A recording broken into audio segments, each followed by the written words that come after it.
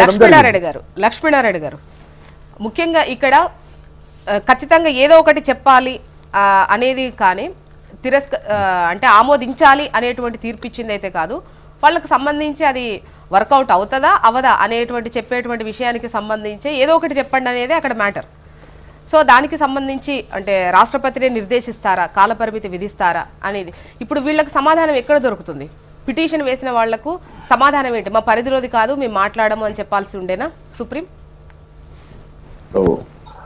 అంటే ప్రెసిడెంట్ గారు ఏవైతే ప్రశ్నలు వేయడం జరిగింది, రాజ్యాంగంలో ఉన్నటువంటి అధికారాలు రెండు స్వతంత్ర వ్యవస్థల మధ్య మరి ఏవైతే అధికారాలు అధికరణాలలో ఇచ్చినటువంటి పరిస్థితుల్లో, ఆర్టికల్స్లో ఇచ్చినటువంటి పరిస్థితులు, వాటికి లోబడి అంటే చట్టం పరిధిలో ఇవ్వచ్చా, చట్టం పరిధి దాటి ఇవ్వచ్చా అనేటువంటి నిర్దేశించవచ్చా అనేటువంటిది ప్రశ్నించడం జరిగింది. అది ఆర్టికల్ 200 కానీ 201 కానీ 142 కానీ విభిన్న కోణాల నుంచి వాళ్ళ విధి విధానాల్లో కానీ అధికార విధుల నిర్వహణలో కానీ జోక్యం చేసుకోవచ్చు. ఒకటి మనం రెండు కోణాల నుంచి చూడవచ్చు. దాంట్లో సుప్రీంకోర్టు షాబాన్ కేసు విషయంలో ఒక నిర్ణయం తీర్పు ఇచ్చింది. భారత ప్రభుత్వం ఆ రోజు రాజీవ్ గాంధీ నేతృత్వంలో దాన్ని నిర్వీర్యం చేస్తూ ఒక చట్టం తీసింది. ఇప్పుడు ఇక్కడ చట్టం గొప్పదా, న్యాయం గొప్పదా అనేది న్యాయ వ్యవస్థ ఇది చట్ట సభ గొప్పదా, న్యాయ వ్యవస్థ గొప్పదా ఒకటి. రెండో విషయం ఏంటంటే గవర్నర్ ఏదైతే రామ్లాల్ గవర్నర్ అప్పుడు ప్రభుత్వాన్ని ఇక్కడ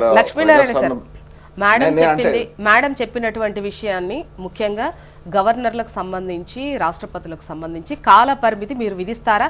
అఫ్ కోర్స్ కరెక్టేం కాదు. కాకపోతే ఇప్పుడు వీళ్ళు బిల్స్ పంపించారు, ఆమోదించమని ఏం అడగట్లేదు, తిప్పి పంపారనుకోండి, కరెక్షన్స్ చెప్పారనుకోండి, అసలు ఎటువంటి సమాధానం లేకుండా ఉంటే ఎలా నడిచేది? సో సమీక్షించమని అంటే సుప్రీంకోర్టు ఒక పెద్దన్నలా వ్యవహరిస్తుంది. ఓకే, సమీక్షించమని చెప్పడం అవకాశం ఉంటుంది. కాలపరిమితి విధించచ్చా అనేటువంటిది రాజ్యాంగానికి సంబంధించినటువంటి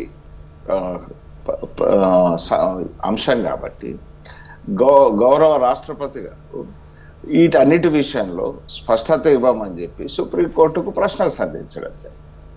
ఇప్పుడు వాటి విషయంలో సుప్రీంకోర్టు రాజ్యాంగ ధర్మాసనం మరి వాటి విషయంలో సమాధానమా, రూలింగా, ఏదైనా సుప్రీంకోర్టు రాజ్యాంగ ధర్మాసనం దాన్ని సమీక్షించాల్సినటువంటి అవసరం ఉంది. ఎటువంటి సర్కమ్స్టెన్స్లో ఏం చేయాలనేటువంటిది ప్రభుత్వానికి సలహా ఇవ్వడానికి అవకాశం ఉంటుంది. ఆ రకమైనటువంటి ఇది వ్యవస్థల మధ్య ఉన్నటువంటి వ్యవస్థలకు ఉన్నటువంటి అధికారాల మధ్యలో ఉన్నటువంటి ప్రశ్న.